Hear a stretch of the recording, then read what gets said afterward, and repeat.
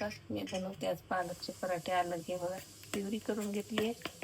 त्याच्यामध्ये मी टाकले आहे जिरं, लसूण, मिरची, आलं पण टाकलेलं आहे, थोडीशी हळद, मीठ स्वादानुसार, धना पावडर,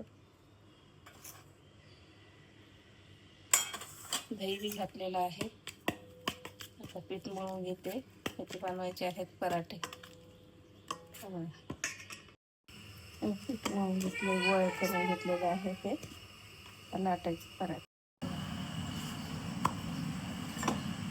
पालक पराठा खूप सुंदर होतो. हे दही घालून केलेलं आहे. दह्यातच पीठ मळलेलं आहे. हे मस्त येतात.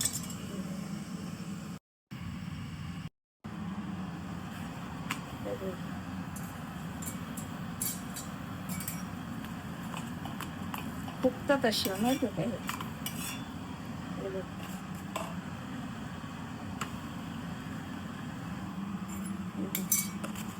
एवढे सुंदर झालेले आहेत.